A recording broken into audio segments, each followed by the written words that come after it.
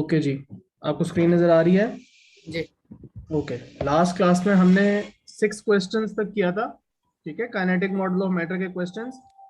Question 7 जो है वो मैं आपको बता रहा हूँ, हम स्किप करेंगे। स्किप इसलिए करेंगे क्योंकि अब मैनोमीटर जो है प्रेशर का पार्ट होता था टॉपिक का, अब ये सिलेबस से निकल चुका है, तो इसलिए हम क्वेश्चन 7 को स्किप कर रहे हैं।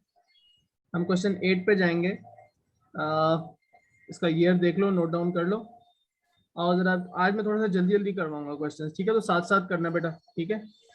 ओके। कह रहे हैं use the relationship between pressure force and area to explain why it is harder to cut something with a blunt knife then a sharp knife. तो एक सिंपल सी बात है कि प्रेशर फोर्स और एरिया के बीच में रिलेशनशिप क्या है? Pressure is equals to force suppose area. Upon area. अब आप सिंपल बात बताएंगे, शार्प नाइफ का एरिया ज्यादा होता है या कम होता है? शार्प नाइफ का एरिया कम होता है, तो उसका प्रेशर, ज्यादा हो। so it will create more pressure। लेकिन सिर्फ ये बात नहीं करनी मोर प्रेशर, बताओ फॉर द सेम फोर्स। मतलब आप शार्प नाइफ और ब्लंट नाइफ से एक ही चीज कट करने की कोशिश कर रहे हो, एक ही बराबर आप जान लगा रहे हो, आप फोर्स एक ही लगा रहे हो, बट शार्प नाइफ से ज्यादा इजीली कट हो जाएगा क्योंकि वो प्रेशर ज्यादा क्रिएट कर रहा है फॉर द सेम फोर्स। मतलब सेम फोर्स रखेंगे अगर, लेकिन जिसका एरिया कम होगा उससे प्रेशर ज्यादा एक्सर्ट होगा। आगे चलते हैं। पार्ट बी में वो आपसे कह रहे हैं experimental measurements on the gas were made by Robert Boyle. He showed that P1 V1 is equals to P2 V2. So that's the formula that we have already learned, where P1 and P2 are initial and final pressures and V1 and V2 are the initial and final volumes of the gas. State two quantities that must remain constant when this equation is used. Pressure और volume की जब बात हो रही है तो तीसरी जो प्रॉपर्टी है गैस की वो कांस्टेंट रहनी चाहिए, और वो तीसरी प्रॉपर्टी है टेम्परेचर। और ये जितने भी जो हम गैस लॉज पढ़ते हैं उसके अंदर जो एक और चीज है जो हमेशा कांस्टेंट रहती है वो है मास या mass. Amount of the gas. तो ये बहुत इजी क्वेश्चन है, इसको जल्दी जल्दी लेके चलते हैं। अब वो कह रहे हैं कि यार आपके पास एक गैस थी इनिशियली, वो क्या कहते हैं, उसका सर एक वॉल्यूम मिनट ज्यादा ऊपर था। कीजिएगा। जी बेटा। ओके। वो कह रहे हैं कि आपके पास एक गैस का कंटेनर था और उसका इनिशियली वॉल्यूम ज्यादा था, बाद में उसका वॉल्यूम आपने हाफ कर दिया। The equation so that the pressure will be doubled. अब आप कह रहे हैं मॉलिक्यूल्स को यूज करके इस बात को एक्सप्लेन करेंगे ऐसा क्यों हो रहा है। तो आप बताएंगे when volume decreases molecules will have less space, right? Molecules will have less space, तो collisions ज्यादा ज्यादा होंगे। होंगी। तो ये नहीं बताना कि सिर्फ मोर कोलिजन, हमें बताना है more frequent collisions will take place. Frequency बढ़ जाएगी कोलिजन की। फ्रीक्वेंसी का मतलब ये नहीं कि फोर्स बढ़ गई है, कोलिजन उतनी जोर से ही हो रही है, लेकिन नंबर ऑफ कोलिजन ज्यादा हो गई है पर second will occur, so pressure increases। Next part पे चलेंगे, ठीक है? नेक्स्ट क्वेश्चन पे चलेंगे, जल्दी से देख लो। सर जी एक क्वेश्चन था, बोलो। उसके वो अगर हमें डेंसिटी निकालने के लिए मास, लेंथ, ब्रेथ और हाइट दी गई है तो हमें क्या चाहिए होगा फिर? बेटा लेंथ ब्रेथ और हाइट से आप निकाल लेते हो वॉल्यूम,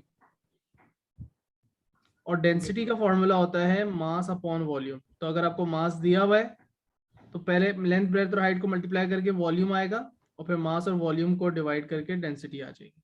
नहीं, उसमें कहा था वॉल्यूम भी दिया गया है, तो और क्या चाहिए होगा? और तो कुछ नहीं, वॉल्यूम भी दिया हुआ है, मास भी दिया हुआ है। जी। मास अगर वॉल्यूम दिया हुआ है तो फिर तो और तो कुछ भी नहीं चाहिए। सवाल गौर से देख के मुझे व्हाट्सएप पे भेजना है दोबारा से, फिर मैं तुम्हें जवाब बताऊंगा, ठीक है? सही। इस तरह का कोई क्वेश्चन हो ना, इंडिविजुअल क्वेरी हो, मुझे भेज दिया करो व्हाट्सएप पे, मैं रिप्लाई कर देता हूँ जब भी मुझे टाइम मिलता है। A particular type of cooking oil is at room temperature. तो ऑयल है, लिक्विड है, रूम टेम्परेचर पे। Air is easily compressible but oil जो है वो नहीं कंप्रेस होता। कह रहे हैं पहले तो ये बताएं why density of oil is greater than gas. So liquid की डेंसिटी गैस से ज्यादा क्यों होती है इन टर्म्स ऑफ मॉलिक्यूल्स, ये बताएं। तो आप ये बताएंगे molecules of a liquid are closer together than gas. So there will be more molecules in the same amount of space. उतनी ही जगह में ज्यादा मॉलिक्यूल्स होंगे तो ज्यादा मास होगा. So there will be gas more. ज्यादा मतलब एरिया वो करती है ऑक्यूपाई. ज्यादा एरिया नहीं, सेम एरिया. गैस अगर सेम एरिया है या सेम वॉल्यूम है तो उसके अंदर नंबर ऑफ पार्टिकल्स किसके ज्यादा होंगे? गैस से ज्यादा. गैस के ज्यादा नहीं होंगे बेटा, गैस के कम होंगे. सेम जगह है, इतनी ही जगह है. गैस के लिए भी इतनी जगह है, लिक्विड की भी. गैस के यहाँ पे सिर्फ थोड़े बहुत मॉलिक्यूल्स होंगे, लिक्विड के. हाँ लिक्विड के ज्यादा होंगे. तो यही बात हम लिख रहे हैं. So there will be more molecules of a liquid in the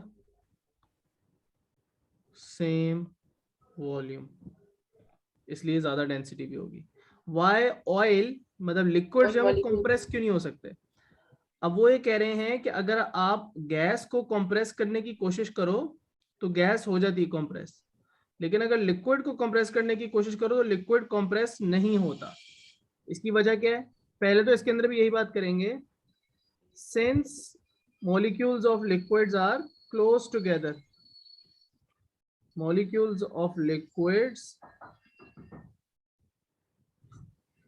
एक मिनट रुको बेटा.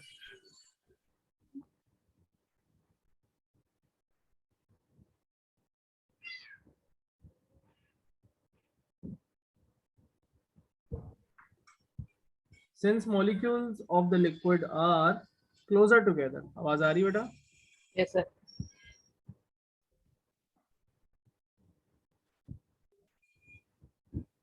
तो उनके बीच में जब मॉलिक्यूल जब आप बहुत ज्यादा करीब होते हैं और आप उनको कंप्रेस करने की कोशिश करते हो तो मॉलिक्यूल्स एक दूसरे के बहुत जब करीब आते हैं तो रिपेल करने लग जाते हैं. They will repel each other. उनके बीच में रिपल्सिव फोर्सेस होंगी. Repel each other when we try to compress it. So इसलिए हमारा लिक्विड जब वो नहीं कंप्रेस होता, मॉलिक्यूल दूसरे को रिपेल करने लग जाते हैं तो नहीं आते एक दूसरे के करीब. ओके, ये वाला क्वेश्चन देख लेते हैं. कह रहे हैं कि हमारे पास एक सिरिंज है, उसके अंदर इस जगह पे गैस है. ठीक है, कह रहे हैं कि गैस का इतना प्रेशर है और इतना वॉल्यूम है. In terms of molecules how gas exerts a pressure on the syringe. अब ये रेपिटेटिव क्वेश्चन है, ये हम पिछली दफा भी हम आंसर कर चुके हैं. 3 बातें आपने, अब मैं पॉइंट्स बता रहा हूं सिर्फ, और ये फिर आप अपने वर्ड्स में लिख सकते हैं. क्या? Gas consist of particles that are moving. ठीक है, तो पहले हमें बताना है कि गैस जो है it consist of particles that are moving. तो मूविंग पार्टिकल्स का मेंशन करना है. उसके बाद बताना है particles collide with inside walls of syringe. और फिर उसके बाद बताना है force is exerted in collisions. और फिर उसके बाद आप बता देंगे कोलिजन्स बहुत ज्यादा होती हैं क्योंकि बहुत सारे पार्टिकल्स होते हैं और वो हर वक्त मूव कर रहे होते हैं. और फिर आगे मेंशन कर देंगे force upon area equals pressure. तो हमें पता लग गया कि गैस प्रेशर कैसे एक्सर्ट करती है. सर जी बेटा. ये जो पहले पॉइंट में लिखा है gas particles are the means, मतलब मूविंग मूविंग मूविंग लिखा हुआ है. राइटिंग बहुत गंदी हो रही जल्दी जल्दी में. मूविंग लिखा हुआ है, रैंडम मोशन में होते हैं पार्टिकल्स. ठीक है, एक मिनट रुकिएगा लिखो. जी बेटा. नेक्स्ट पार्ट में हम देख रहे हैं कि the piston is slowly pulled to the right. तो जब आप पिस्टन को टुवर्ड्स द राइट मूव करोगे ऐसे करके, तो गैस के लिए जगह ज्यादा बन जाएगी या कम? गैस के लिए जगह कम बन जाएगी। दोबारा से देखो डायग्राम को गौर से बेटा, गैस इधर है, पिस्टन को तुम यहाँ लेके जा रहे हो, तो गैस के लिए जगह बढ़ेगी या कम होगी? बढ़ जाएगी। बढ़ जाएगी। तो गैस का वॉल्यूम बढ़ के कितना हो रहा है? 110। पहले कितना था? पहले था 40, अब हो गया 110। कह रहे हैं टेम्परेचर चेंज नहीं हो रहा, न्यू प्रेशर निकालें। तो असेंशियली हम यही वाला फॉर्मूला यूज करेंगे, P1V1 is equal to P2V2।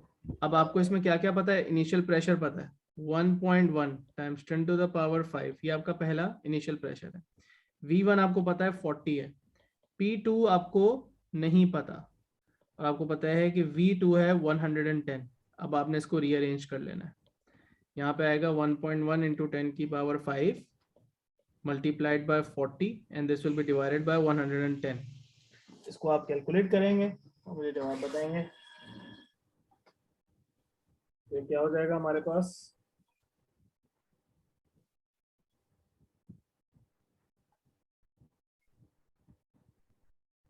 हमारे पास आंसर आ गया 40,000 आंसर आ रहा है।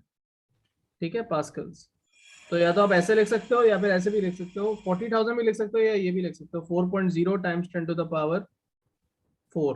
3 दफा आप 4 दफा डेसिमल को 1 2 3 4 दफा पीछे ले आओ तो 4.0 टाइम्स 10 टू द सही है। पावर 4। पास्कल्स इसका यूनिट है। प्रेशर का यूनिट है ना पास्कल्स? प्रेशर। पास्कल्स प्रेशर का यूनिट है।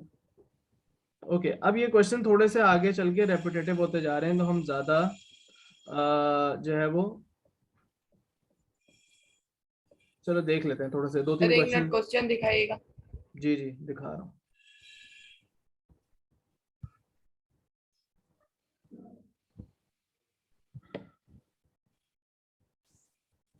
चले चले। Yes sir. अब हम जो क्वेश्चंस करेंगे ये थोड़ा सा रेपिटेटिव है, तो इसका ऐसा कोई मसला नहीं है। ये वाला पार्ट आप रहने दे सकते हैं। ठीक है, एक मिनट रुको।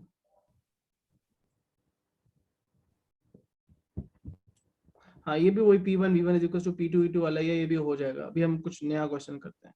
सो वो कह रहे हैं कि गोल्ड ज्वेलरी जो है, गोल्ड की jewellery heated until it melts, the liquid gold being poured into a gold bar. Melting point of gold is 1100. State two ways in which molecular structure of gold at 1200 differs from its structure at 1000. तो पहले तो ये बात समझो ना कि 1200 पे gold कौन से स्टेट में होगा और 1000 पे गोल्ड कौन से स्टेट में होगा। पहले मुझे ये बताओ। 1100 उसका क्या है? मेल्टिंग पॉइंट है। तो 1100 से ऊपर वो कौन से स्टेट में होगा?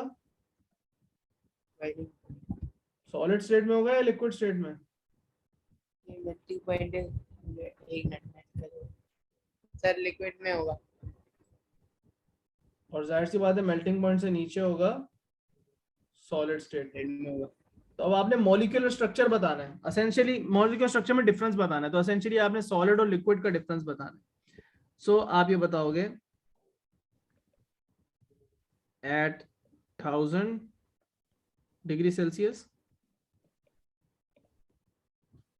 पार्टिकल्स विल बी, सॉलिड्स में क्या होता है? पार्टिकल्स करीब करीब होते हैं या दूर दूर होते हैं लिक्विड के मुकाबले में? जाहिर सी बात है सॉलिड्स में, सॉलिड में क्लोजर, तो closer together then at 1200 degree Celsius. इसी तरह और क्या बता सकते हैं? अरेंजमेंट बता सकते हैं। Arrange particles are arranged, solid form में हम बताएंगे पार्टिकल्स आर अरेंज्ड रेगुलरली या रैंडमली। सॉलिड फॉर्म में रेगुलरली अरेंज्ड होते हैं, आर अरेंज्ड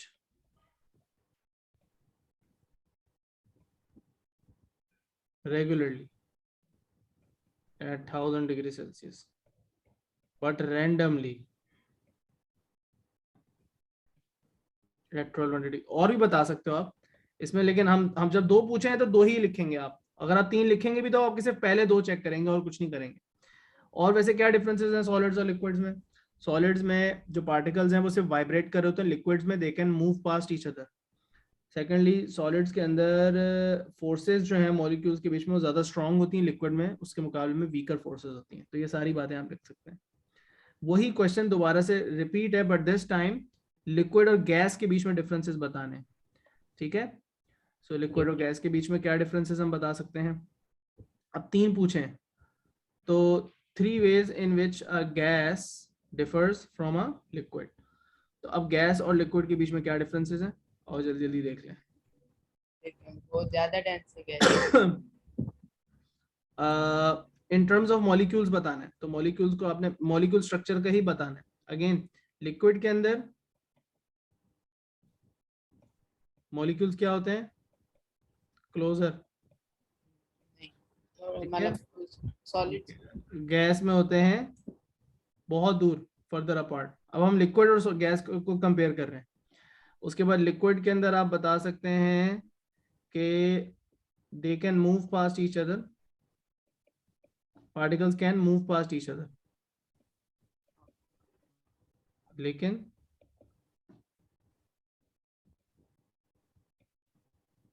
गैस के अंदर आप बताएंगे कि they are moving randomly at high speed, बहुत फास्ट मूव कर रहे होते हैं, moving randomly at high speed. और लिक्विड में पार्टिकल्स जो हैं उनकी फोर्सेस के बारे में बात कर लें। सर सेकंड पॉइंट में लिक्विड का क्या लिखा है, दे can move past each other, एक दूसरे के बराबर से they can slide past each other. Slide लिख दो, slide past each other. Forces strong होती हैं बहुत ज्यादा, इंटरमोलिकुलर फोर्सेस ऑफ अट्रैक्शन बहुत स्ट्रांग होती हैं। और गैस के अंदर फोर्सेस बहुत ज्यादा वीक होती हैं। तो बस ये आसान आसान से पॉइंट्स हैं, इजीली आप लिख सकते हैं। ठीक है, ओके आगे देखते हैं क्या क्वेश्चन है हमारे पास। इवेपोरेशन का क्वेश्चन है। अब इवेपोरेशन के कॉन्सेप्ट्स हम ऑलरेडी पढ़ चुके हैं कि इवेपोरेशन और पहले बॉइलिंग के डिफरेंसेस। हमने एक डिफरेंस ये पढ़ा था कि इवेपोरेशन सिर्फ और सिर्फ कहाँ होती है, सरफेस पे, सरफेस पे। सो इवेपोरेशन ओनली हैपेंस, पूरी बात लिखेंगे, eight the surface, whereas boiling happens throughout the liquid। इसीलिए उसमें बबल्स भी बनती हैं, जबकि बॉइलिंग इवेपोरेशन में बबल्स नहीं बनती।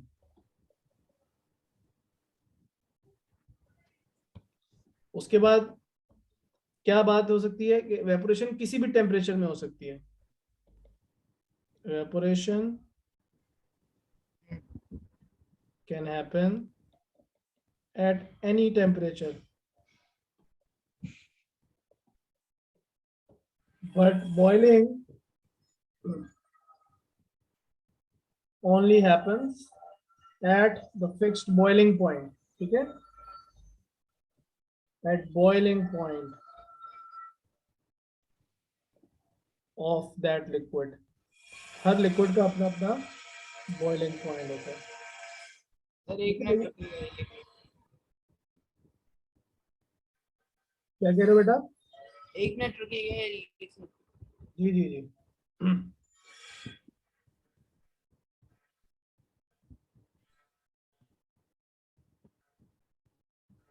सो बेसिकली पूछना चाह रहे हैं कि पार्ट बी में what is happening is water evaporates. कोई भी लिक्विड जब इवेपोरेट हो रहा होता है तो व्हाट इज हैपनिंग आपने बताना है। मॉलिक्यूल एट द सरफेस, पहले तो बताना कहाँ पे, कौन सा वाले मॉलिक्यूल, सरफेस। सरफेस और उनके पास क्या होगा, ज्यादा एनर्जी होगी, energetic, with most kinetic energy. पूरा लिखना है, kinetic energy will do what, will escape from the liquid into vapor। उनके ज्यादा एनर्जी तो फोर्सेस से ब्रेक फ्री कर सकते हैं and they can basically escape into the gas or vapor form। State why ponds have large surface areas। बहुत ज्यादा फैला फैला के बड़े सरफेस एरिया क्यों रखा हुआ है पॉन्ड का। सो इससे क्या फायदा होगा, इवेपोरेशन पानी मतलब ज्यादा होगी, ज्यादा फास्ट इवेपोरेट होगा। इवेपोरेशन करना चाह रहे हैं ना, देखो इस प्रोसेस में हो क्या रहा है, सी वाटर है, सी वाटर को आपने जो है वो बहुत बड़े बड़े पॉन्ड्स में फैला दिया। जब सी वाटर के अंदर सॉल्ट डिसॉल्व हुई होती है ना, जब वाटर इवेपोरेट कर जाएगा तो पीछे क्या रह जाएगा, सॉल्ट रह जाएगा। सो पॉन्ड्स का सरफेस एरिया बहुत लार्ज रखते हैं ताकि फास्ट इवेपोरेशन हो। सो इवेपोरेशन कैन बी फास्टर। अब वो कह रहे हैं कि ये मेथड जो है सॉल्ट निकालने का, ये कोल्ड क्लाइमेट में नहीं चलेगा, हॉट क्लाइमेट में चलेगा। क्यों? क्योंकि कोल्ड क्लाइमेट में टेम्परेचर कम होता है तो उससे इवेपोरेशन स्लो हो जाती है। इन कोल्ड क्लाइमेट हमने जो फैक्टर्स पढ़े थे इवेपोरेशन के कि किस चीज से इवेपोरेशन स्लो या फास्ट होती है, ये उसी से रिलेटेड क्वेश्चन है सारा। In cold climate evaporation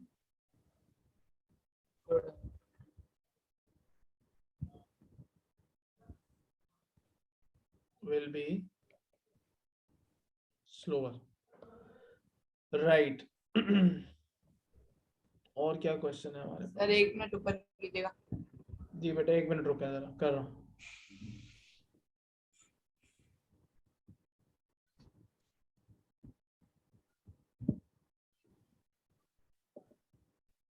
sir ये जो सॉल्ट को अलग करते हैं, बिल्कुल ड्राई करते हैं, उसमें एवापोरेशन के प्रोसेस में, इसको क्रिस्टलाइजेशन कहते हैं ना। कौन सा वाला प्रोसेस की बात कर रहे हो? जो मतलब वाटर और सॉल्ट को मतलब ड्राई करते हैं, सो वाटर एवापोरेट करते हैं और उसको वाटर को ड्राई करते हैं। हाँ, ये आप केमिस्ट्री में पढ़ते हो, जब स्लो इवेपोरेशन करते हैं तो उससे जो है वो क्रिस्टल्स बन जाते हैं पीछे। यस, केमिस्ट्री का पार्ट है ये, बट मुझे केमिस्ट्री इतनी आती नहीं है। एनीवेज, आज लास्ट पॉइंट क्या लिखा है? लास्ट पॉइंट देख लो। बस सही। अब बात करते हैं क्वेश्चन 15 की। इसमें कह रहे हैं the density of water in a lake is 1000 kg per meter cube. At a depth 25 meter beneath the surface of the lake, total pressure is 3.5 times 10 to the power 5. What is meant by pressure? अब ये पुराना pressure का chapter है, हमने पहले पढ़ा था आपके ज्वाइन करने से पहले, लेकिन तुमने स्कूल में प्रेशर लाजमी पढ़ा होगा। तो प्रेशर का मतलब बड़ा आसान होता है। Pressure is force per unit area. इसको आप ऐसे भी लिख सकते हैं, और you can also write it like this, pressure equals force upon area. उसके सर ये नहीं लिख सकते pressure is the weight of air? No no no no no, pressure की डेफिनेशन फिक्स्ड है, इसको बिल्कुल चेंज नहीं करना। हमें ये पढ़ाई थी ना। नहीं नहीं, ये नहीं पढ़ाया होता आपको, ऐसा नहीं पढ़ाया होगा, हो नहीं सकता ऐसा। प्रेशर की डेफिनेशन फिक्स्ड है, फोर्स ओवर एरिया, हमेशा, चाहे कुछ भी हो जाए, डेफिनेशन प्रेशर की यही रहेगी। ग्रेविटेशनल फील्ड स्ट्रेंथ होती है जी की वैल्यू, राइट? और इनका का है यहाँ पे आप 10 ले लें। वैसे आपको अगर ना बोला वो क्वेश्चन में तो फिर आपने जी की वैल्यू क्या लेनी है? 9.8। 9.8। अभी कह रहे हैं कि determine the pressure due to 25 meters of water. तो डेप्थ की वजह से लिक्विड के अंदर किसी जगह पे यह लिक्विड है, और इसमें कह रहे हैं 25 मीटर की डेप्थ पे यहाँ पे प्रेशर निकाले। तो वो कैसे निकालते हैं? उसका फॉर्मूला है रो जी एच। रो क्या है? पानी की डेंसिटी विच इज 1000। जी क्या है? 10, ग्रेविटेशनल फील्ड स्ट्रेंथ। अगर ना दी हुई हो क्वेश्चन में 10 तो फिर आपने 9.8 ही लेनी है। और तो डेप्थ जो है वो आपकी जो एच है वो डेप्थ है, सरफेस से नीचे कितनी डेप्थ है? 25। तो ये आ गया 25। P is your pressure, ये this is your density rho, इसे रो कहते हैं, ये डेंसिटी होती है, ये जी है ग्रेविटेशनल फील्ड स्ट्रेंथ, और ये डेप्थ है पानी की। तो इसका आंसर क्या आ जाएगा? 25 फॉलोड बाय 4 zeros। प्रेशर का यूनिट क्या होता है? पास्कल्स। अब बात कर रहे हैं एटमॉस्फेरिक प्रेशर की वैल्यू में निकाल रहे हैं। अब आपने अगर क्वेश्चन को गौर से पढ़ा हो तो उन्होंने कहा था कि 25 मीटर की डेप्थ पे टोटल प्रेशर इतना है। तो अब इस बात को याद रखो कि टोटल प्रेशर जो होता है, टोटल प्रेशर जो किसी भी पॉइंट पे लग रहा होता है वो ड्यू टू वाटर होता है। ड्यू टू वाटर जो हमने पिछले पार्ट में निकाला, प्लस एटमॉस्फेरिक प्रेशर की वजह से होता है।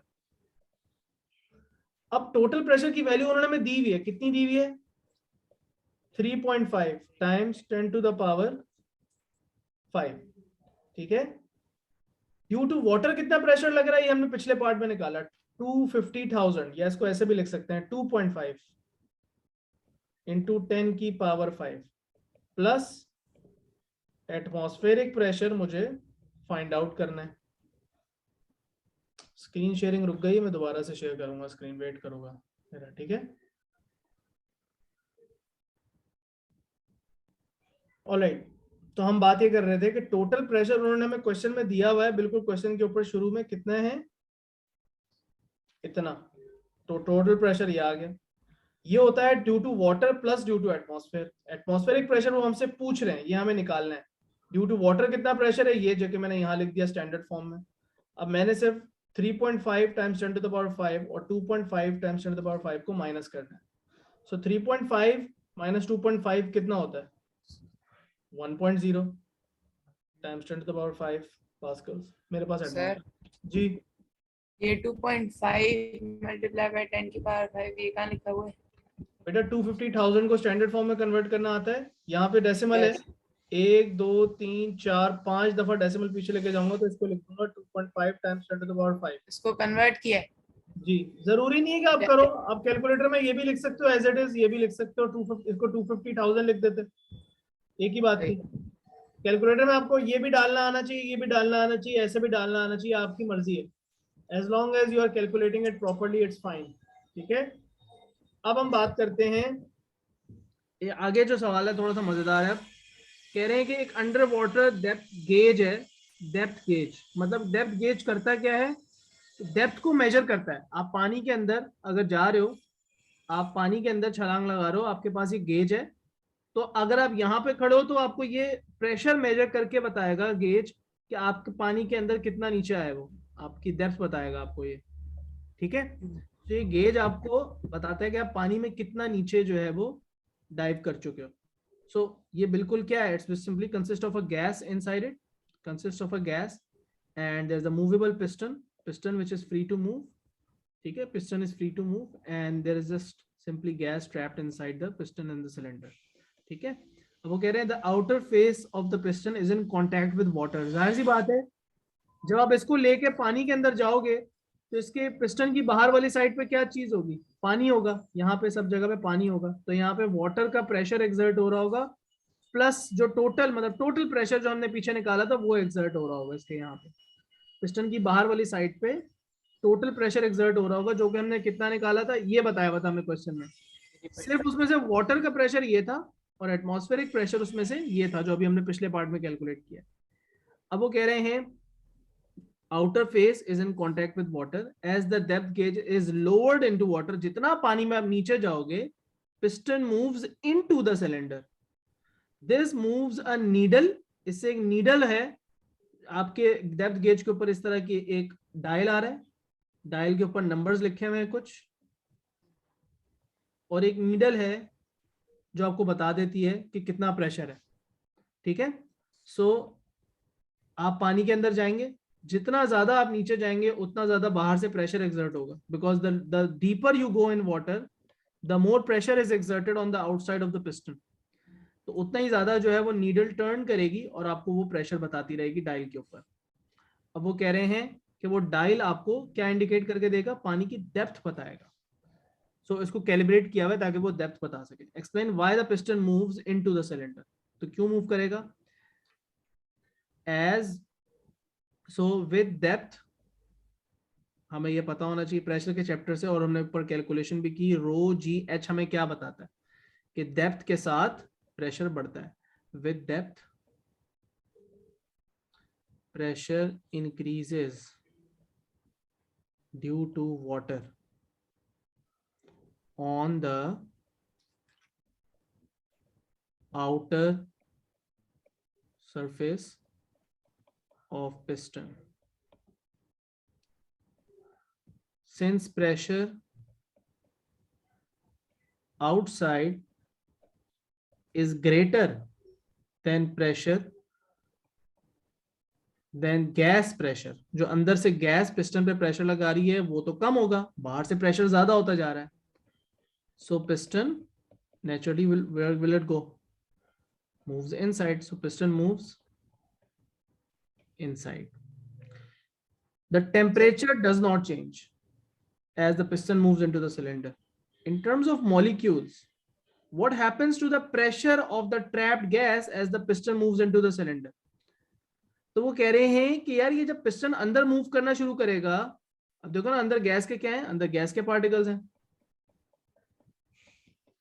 जब ये पिस्टन अंदर मूव करना शुरू करेगा तो गैस का वॉल्यूम कम होना शुरू हो जाएगा. शायन बता सकते हो गैस का वॉल्यूम कम होने से गैस का प्रेशर क्या होगा, बढ़ेगा या कम होगा? बढ़ेगा. Very good. तो बस हमें यही बताना है. As piston moves in, volume decreases. तो इससे हम ये बताएंगे कि पार्टिकल्स की जो कोलिजन्स हो रही हैं पिस्टन के साथ वो ज्यादा होंगी, जिसकी वजह से प्रेशर बढ़ेगा. हमें मॉलिक्यूल्स को याद रखना है.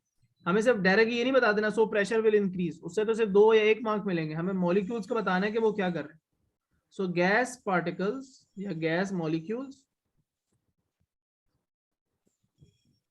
will collide more often with the piston and cylinder. So pressure increases. अब वो कह रहे हैं कि eight the surface of the water volume of the trapped gas is V not. तो आप जब पानी के सरफेस पे थे, ये आप सुनो, अब ये है पानी, आप पानी के जब सरफेस पे थे यहाँ पे, तो उसके अंदर जो वॉल्यूम था गैस का वॉल्यूम, इस गेज के अंदर जो गैस का वॉल्यूम था वो कितना था? V not. ठीक है. उसके बाद कह रहे हैं sketch a graph to show how the volume of the gas decreases as the gauge is lowered into the water. अब मुझे बताओ बेटा, जैसे जैसे आप नीचे जाओगे, उन्होंने ऑलरेडी डिस्क्राइब कर दिया होता क्या है. डेप्थ बढ़ने से प्रेशर भी क्या होता है, बढ़ता है. जब डेप्थ इंक्रीज करती है तो प्रेशर भी इंक्रीज करता है, और जब प्रेशर इंक्रीज करता है तो उसका वॉल्यूम के साथ क्या रिलेशनशिप है, कम हो जाता है. तो हम ये बता सकते हैं कि कुछ इस तरह का रिलेशनशिप बनेगा. यस. ओके. मैंने उस तरह का बिल्कुल मैंने वो वाला ग्राफ नहीं बनाया जिसमें हम एक्सेस को टच नहीं करते. एक्सेस को टच करना लाजमी है क्योंकि ये प्रेशर के साथ नहीं है ग्राफ, ये ग्राफ डेप्थ के साथ बना हुआ है. अगर प्रेशर वर्सेस वॉल्यूम का ग्राफ होता तो ये ऐसा होता, फिर यहाँ से ग्राफ नहीं स्टार्ट होता, और वो हमने ऑलरेडी अपने नोट्स में ड्रॉ भी किया हुआ है. सो बस सिंपल. जी 1 मिनट ऊपर कीजिएगा लास्ट में. जी बेटा देख लो.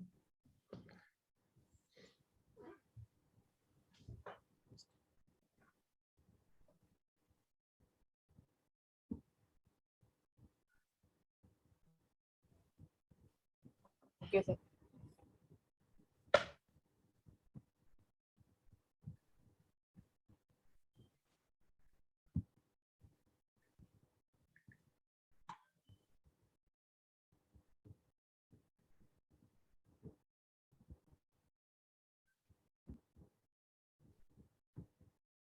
ऑलराइट.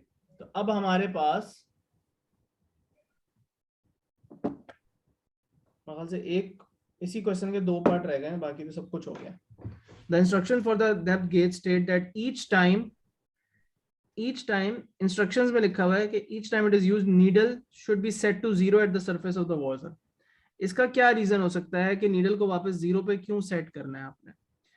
क्योंकि भाई असल में होगा ये कि जब आप वापस सरफेस पे जाओगे, आपका जब यहाँ पे है तो सही है, नीडल जो है वो आगे आ गई, लेकिन जब आप ऊपर आओगे वापस तो नीडल 0 पे नहीं आएगी. उसकी वजह क्या है? नीडल 0 पे इसलिए नहीं आएगी क्योंकि बाहर जो पिस्टन पे प्रेशर है वो 0 नहीं होगा. क्यों नहीं होगा 0? Anyone who can tell me कि बाहर प्रेशर 0 क्यों नहीं होगा? इवन सरफेस पे आप आ गए, यहाँ पे आ गए, फिर भी pressure is not 0 on the outside of the piston. So needle will not come back to 0 itself. इसकी क्या वजह है? सर क्योंकि ऊपर आएंगे फिर भी प्रेशर तो लगेगा ना. वो किस वजह से लग रहा है? ऊपर से प्रेशर किस वजह से लग रहा है? अगर यहाँ पे भी प्रेशर लग रहा है तो कौन लगा रहा है? Atmospheric pressure. Atmospheric pressure, yes. तो हमें ये बताना है eight the surface pressure will not be 0 due to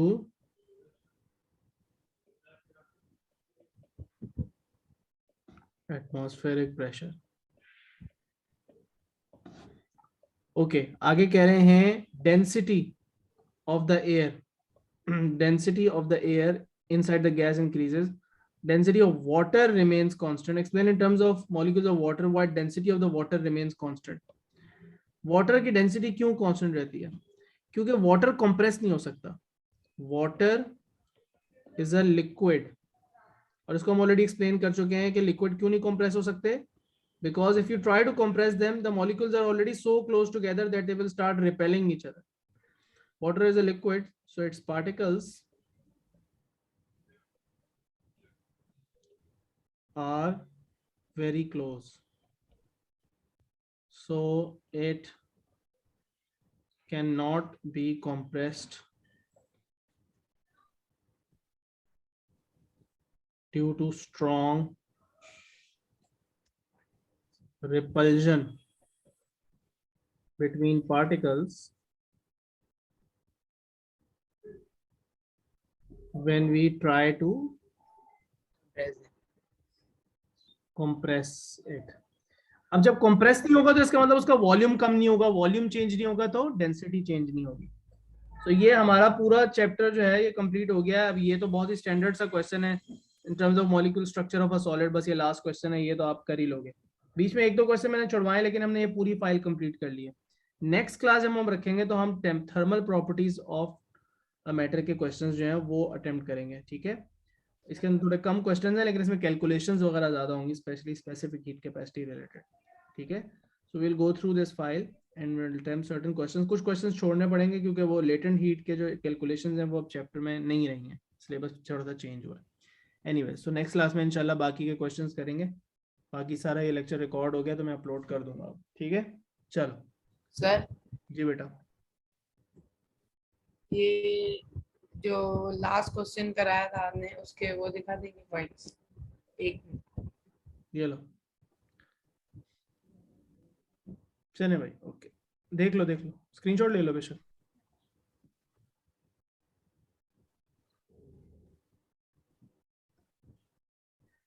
ले लिया?